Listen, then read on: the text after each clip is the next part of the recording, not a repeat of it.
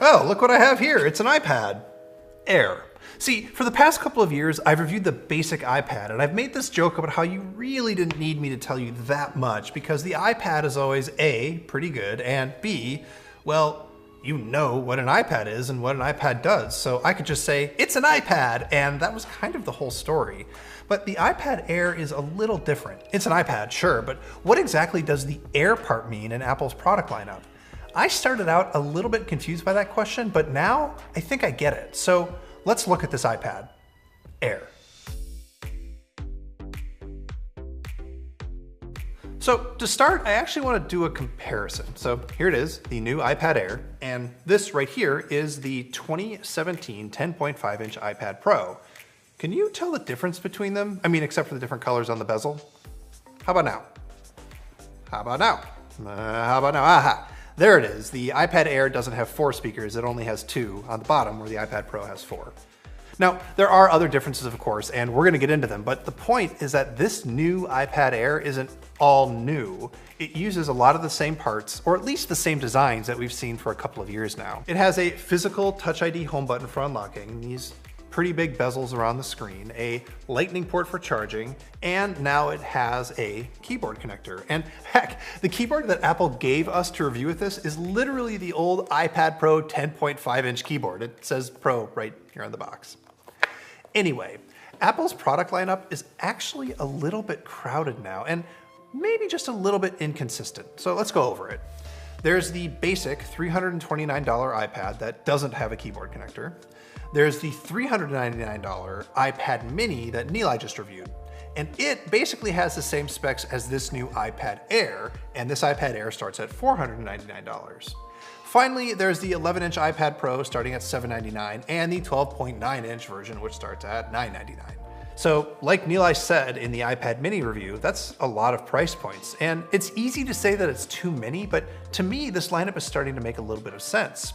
There are a lot of iPads, but they all serve different needs. The Mini is for people who want a tiny little tablet that they can hold in their hand.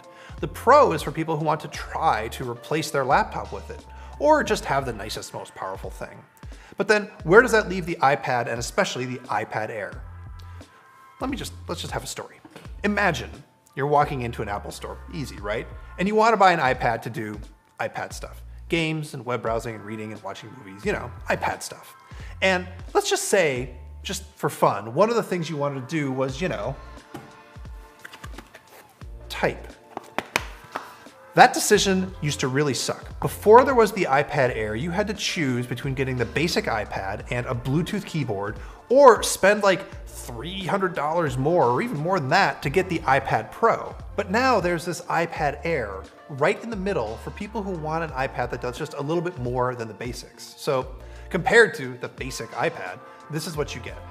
You get a nicer laminated display with True Tone and a wider color gamut. You get a faster A12 processor, you get this keyboard connector, and you get a nicer front-facing camera. That's kind of it. But honestly, that's most of the really important stuff that people would want if they were looking for a step up from the regular basic iPad. And it only costs $170 more. Okay, but how does the iPad Air actually perform? I mean, you know, this is a review after all. Well, as a tablet, it's very, very fast with this A12 processor.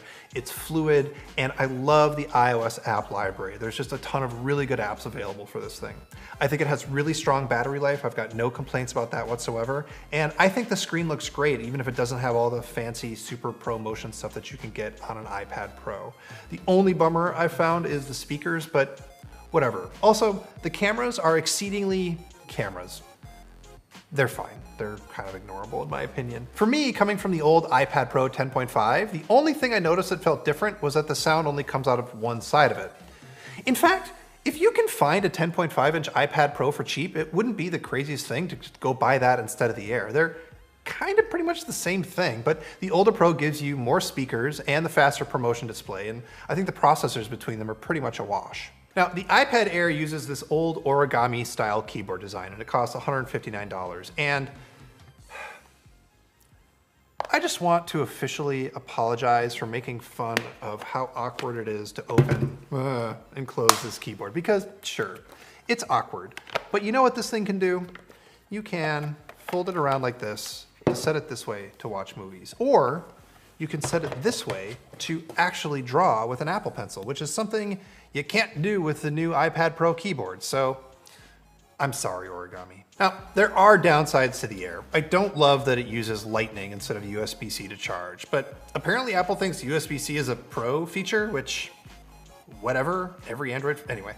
It's also compatible with the Apple Pencil, but it's the first gen Apple Pencil that you need to like not lose the cap for and stick it into the side of the iPad to charge, and it also rolls right off a desk.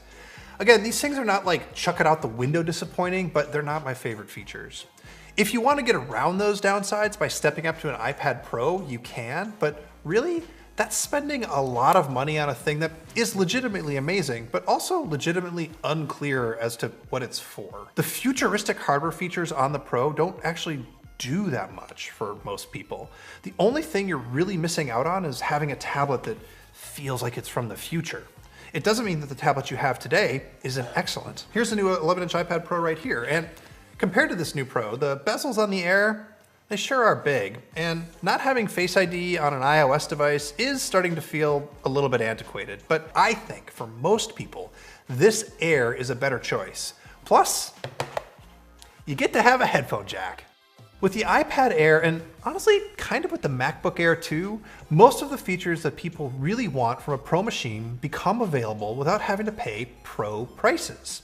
The iPad Air floats in the middle of the iPad lineup, and if you can afford it, you should get it over the basic iPad, because I think that's what Air means now. It's the best all-around choice for most people. Hey everybody, thanks so much for watching, and let me know, is this iPad for you? Do you prefer the Mini, which has basically the same specs in a smaller package, or something else entirely? Hit me up in the comments and I'll try and reply, and stay tuned to The Verge, we're gonna have a bunch more product reviews coming really soon.